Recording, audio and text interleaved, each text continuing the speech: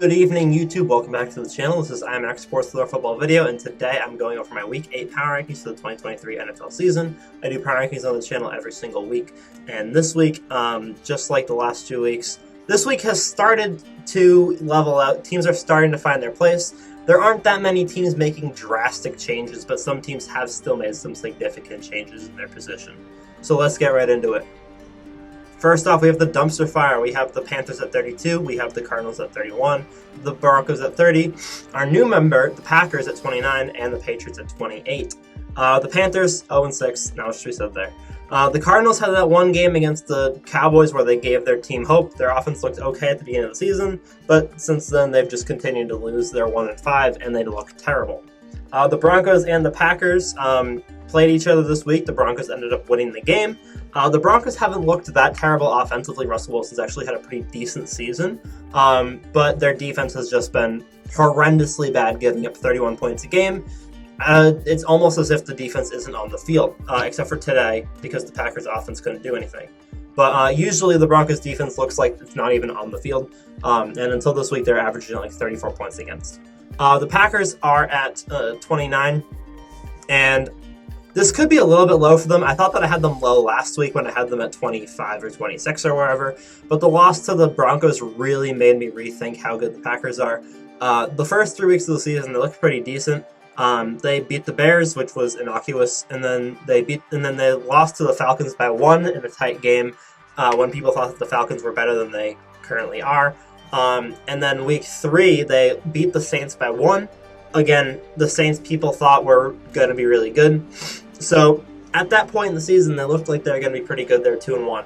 Now they're 2-4. They've lost 3 games in a row, and they haven't been the best teams in the world. They lost to the Patriots, who are in the not the Patriots. They lost to the Broncos, who are in the dumpster fire, and they lost to the Raiders last week, whose only wins are against teams in the dumpster fire: the Broncos, the Patriots, and the Packers.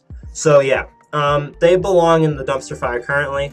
They could get out, but until Jordan Love starts playing like he did in week 1 and 2, they will not. As for the Patriots, they've looked like the worst team in the league 3 weeks in a row, leading up to the Bills game, and then we beat Buffalo. Buffalo obviously has not looked like the best team in the league since week 4, but it's still a very impressive win. It's the best win that any of these teams have, except for the Cardinals beating Dallas. And the Patriots, to be fair, before week 4, they beat the Jets. They looked good against the Eagles. They looked good against Miami. They've only been a terrible team 2 weeks of the season, and then losing to the Raiders was kind of bad. But if we had beaten the Raiders, then most of the other stuff would probably be forgiven at this point. Moving on, we have. I should have changed this. This is not some glimpse of hope. This is just bad. These teams are bad. Question mark. They're maybe bad. The Raiders are 3-4, and so is Washington. Both of them have pretty much only beaten teams in the dumpster fire, and both of them don't feel like they're 3-4 teams. They nobody would guess that they're 3-4, and they don't have very good point differentials. But that being said, that's why they're questionably bad. They could be good, but Washington has just been horrendously inconsistent. And the Raiders have been pretty consistent. They'll beat the bad teams and they'll lose to the good teams. So yeah. As for the Bears and the Giants, the Bears' offense has been up and coming recently. Even without Justin Fields this week, they put up 30 points. Their offense has been firing on all cylinders. DJ Moore has been very strong. And Donta Foreman looked pretty good this week. So yeah, the Bears don't look as bad as they did for the beginning of the season. A lot of people were thinking the Bears were going to be the worst team in the league this year, but they're now 2-5. They got 2 wins out of the last 3 weeks, and they've been okay offensively, and they've been okay. They've been good offensively, and they've been okay defensively. As for the Giants almost beat Buffalo last week, and then this week they did beat Washington. I'm calling it the Tyrod Taylor effect. I'm a big Tyrod Taylor guy. When he was with the Bills, he was good. He was a good quarterback for Buffalo. He brought them to the playoffs for their first time in 20 years. And now he's come to the Giants, and he's reinvigorating this team. I'm a big Tyrod Taylor guy. I believe in Tyrod Taylor. And If they had called the pass interference against Buffalo, then they would have won that game. They'd be 3-4 right now, and they'd probably be around 20. Moving on, we have the real some glimpse of hope. We have the Tennessee Titans at 23, we have the Vikings at 22, we have the Saints at 21, and we have the Colts at 20. Tennessee and Minnesota have kind of had similar season trajectories. They both had pretty tough schedules. Minnesota's been a little bit harder. They've beaten the bad teams. They've lost to the good teams. Tennessee's beaten the Chargers, though, which was a pretty good win. But overall, both of them have... I don't know what the expectations were for either of these teams. The biggest thing for the Vikings is they lost Justin Jefferson. Since then, their offense hasn't looked the same. But you never know. They could beat the 49ers tomorrow. If they do, they'll probably move up for next week. But for right now, they're at 22. And then also the Saints and the Colts have also had similar season trajectories. Their season trajectories have been slightly better than the Titans and the Vikings. But they're also pretty much the same. Instead of being 2-4, they're both 3-4. They both started off strong. The Colts, I believe they're both 2-1 at one point in time. Now they're both 3-4, so they've both gone 1-3 in their last 4 games. The Colts have beaten the Ravens. They've beaten some pretty decent teams. The Saints have also beaten some pretty decent teams. The Saints' defenses looked very strong this season. The Colts' offenses looked very strong. Up until this week, I was like, oh, the Colts have only lost to Jacksonville, and they've lost to them twice. This week added an extra team to the list of teams the Colts have lost to. The Steelers. Wait, did they lose? I believe it was the Steelers. It might have not been the Steelers. It was the Browns. Oh, okay. It was the Browns, a different AFC North team. And it was a shootout. Obviously, the Deshaun Watson situation was weird. He kind of played, kind of got injured, kind of got sat. And their passing game was really odd. The Colts defense actually didn't play terrible. On the passing game, it was really the ground game that killed them. And offensively, they looked good, like they usually do. So I'm tentative to put the Saints and the Colts at 20 and 21. I feel like they should be better. I really feel like both of these teams should be better than they are. But at this point in time, they're both 3-4, and they're both looking somewhat questionable. But I really like both of these teams' potentials. Moving on, we have teams that are still interesting. We have the Buccaneers at 19, the Chargers at 18, the Rams at 17, the Texans at 16, and the Falcons at 15. I expect all of these teams to be in and out of this tier for most of the rest of the season. Some of them might be going up, some of them might be going down. They'll be passing in and out, back and forth for a while. All of them had either a strong or a bad start to the season, and then they all moved in a different direction, and then now they're all reverting back to whatever they started. The Falcons started off strong, and then they had 2 or 3 losses in a row.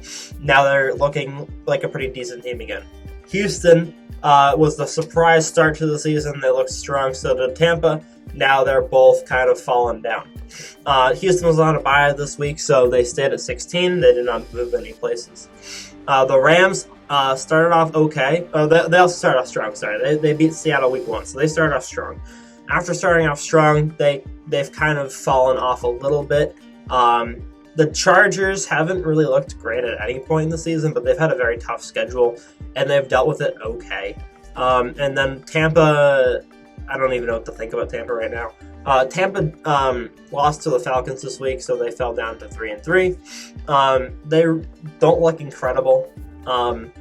They've looked okay offensively in most of their games. They've looked okay defensively in most of their games. But for the most part, they don't look like they're going to be doing much. The Chargers, I think, are the most interesting team here because they've pretty much beaten the teams they're supposed to beat and lost the teams they're supposed to lose to, with the one exception being Tennessee. They lost the Tennessee game, which was really shocking. If they had won that game, then they would probably be in the tier above, but with the loss to Tennessee and being 2-4, they really can't be any higher than like 18. The Rams, I think, are the biggest disappointment. I really am rooting for the Rams almost kind of at this point. I've been a Rams have been my NFC team for a while. The Lions are kind of taking over, but I've liked the Rams since like 2015, since they got Jared Goff. I'm just a Jared Goff. I just follow Jared Goff. I like Jared Goff in Los Angeles. Now I like him in Detroit. Anyways, enough with my tangent. The Rams pretty much have had a pretty solid offense. and their defense has been pretty solid, but they're just not consistent enough. And that's one of my biggest issues with them. And then this week against the Steelers, they just had a terrible second half, and they couldn't hold on to the lead. As for the Falcons have beaten pretty much all the teams below them. They've only beaten teams like lower than them on the rankings, and they've lost to a couple of teams lower than them on the rankings as well.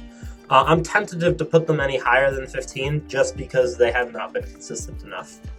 But speaking of consistency, the probable contenders are all as inconsistent as the Falcons are. They've just had harder schedules to get there.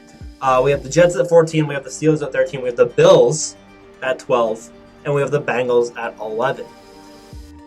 These are the four most inconsistent teams in the entire league, and it's not close. You have the Jets, who have beaten the Bills and the Eagles, and they're 3-3, and they've lost to the Patriots and a couple other bad. Like the Jets season is such an insane enigma. Like they lost by 20 to Dallas, they lost to the Patriots, they beat the Bills. They like it's just been a wild season for the Jets. Obviously, that's because Zach Wilson's their quarterback, so it's whether or not the defense is a good game. And they almost beat Kansas City. They lost to Kansas City by 3. Like, the Jets have looked like they could be a very decent team at so many points in the season. But they're just not there yet. And if Aaron Rodgers does somehow come back before the playoffs, then they could be a contender. Or if they make the playoffs without him, then they could be a contender. But for right now, they're just right on that line right now. The Steelers are 4-2. I don't think I've given them enough credit a lot of the times this season, but that's just because they don't have an offense. This week they had more of an offense. Their offense was clicking on all cylinders. George Pickens is starting to get picked a lot. George Pickens and Kenny Pickett have that relationship now. But the biggest thing with the Steelers is that their offense just needs to be more consistent. Their defense is all world. Their defense is great. But they like their two losses, they scored 6 points. They scored 7 points against the 49ers, and they scored 6 points against the Texans, and they lost both of those games by 30. But their 4 wins have been phenomenal wins. They've beaten some really strong teams. They've beaten the Browns, they've beaten the Bengals, they've beaten the Rams. Like, they've had a strong season. And so I believe they can continue to improve if their offense gets better. The Bills should be 3-4 if they called the pass interference in the Giants game, which is shocking. But they're 4-3, so I'm going to keep them in the top half for now. But this is arguably their worst start to the season in recent memory, and that's saying a lot because they don't usually start amazingly. But yeah, they've just started the season horrendously, and then they almost lost to the Giants last week, and then this week they picked up their 3rd loss. Possibly they would have been their 3rd loss in a row if they'd lost the Giants game, but they didn't. They lost to the Jets early on in the season. Obviously, they lost to the Jaguars. Their only real impressive game this season was against Miami, where they won 48-20, which was still a shock that they beat the Dolphins 48-20. But their other 2 wins of the season really weren't that impressive. They were blowout wins against bad teams. So Buffalo, I'm dropping them down a little bit until I see where they're going. As for the Bengals, they had a bye week this week. But the Bengals are one of those. They started off weak, but I think that a lot of that has to do with Joe Burrow's injury. Now that Joe Burrow seems to be more healthy, their offense is looking better, and they had a strong win against Seattle recently. Moving on to the strong contenders, we have Seattle at 10, the Dolphins at 9, we have the Cowboys also at 9, and we have the Browns at 7. Usually I force myself to pick between teams when they're tied, but I'm keeping Miami and Dallas tied simply because I don't think that either of them deserve to be higher than the other one. Seattle's at 10, mostly because they have had pretty much one impressive game. They beat the Lions, but they've had some issues against other comparable teams. They had issues against the Rams. They had issues against the Bengals. Overall, they've been a pretty decent team. They've won a lot of strong games, but I need to see a little bit more from them before I can put them any higher than 10. The Lions game, of course, was a strong game. They won by 6, and I need to see another one before they can start going up. The Dolphins and the Cowboys have the same issue. Both of these teams have massive point differentials, over 50. Both of these teams are strong contenders, and both of these teams have not been able to beat another contender. Miami's lost to 2 of them. The Cowboys have lost to 1, and they lost to the Cardinals in a fluke game. But neither of these 2 teams have been able to get a win against a strong contender. The Dolphins have lost 2 now. They lost to the Bills, the Bills have fallen from being a strong contender, but they lost to the Bills and they lost to the Eagles. And the Cowboys lost to the 49ers, and they were all blowouts, except the Eagles game. Well, the Eagles game was closer, but it hasn't been meshing against those good teams. Like Tyreek Hill will catch a bomb or something, but it just hasn't been meshing for these 2 teams. They're going to stay in the top 10 because they're both 5-2 and they both have massive point differentials. They're both winning by a lot of points, but they're not beating anyone impressive like the other teams in the top 10. The Browns, for example, have won a lot of strong games. Their only loss with Deshaun Watson at quarterback was to the Steelers. They lost by 4 points. And the biggest thing in that game was that they allowed 2 return touchdowns, I believe. Or it was interception touchdowns. It was either defensive or return, but they were non-offensive touchdowns. So they allowed 2 non-offensive touchdowns, and they lost by 4. But their other loss was to the Ravens when they didn't have their starting quarterback. And obviously they haven't really had Deshaun Watson the last 2 weeks either, but they were winning. They're still winning. And they beat the 49ers without Deshaun Watson. So, P.J. Tucker has been as good as Deshaun Watson. So whether it's P.J. Tucker or Deshaun Watson, the Browns have been a top 10 team every single week, except for the week that they lost, that they didn't have either of them playing. The Browns have been a very strong team, and I think they're going to continue to improve, especially that defense. Moving on, we have Elite Junior. We have the Lions at 6, we have the Ravens at 5, and we have the Jacksonville Jaguars at 4. The Jaguars were up there week 1, but since week 1, they've been crawling themselves back out of a hole that they dug with some early losses. They started off 1-2, but they're now 4-2. They've won 3 games in a row, one of those games being against Buffalo. And they're starting to find their rhythm.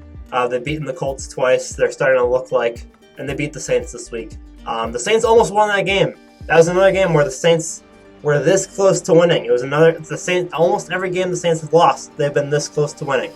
But the Jaguars were able to find a way to do it, and I'm going to continue to move the Jaguars up the rankings until they start losing games again.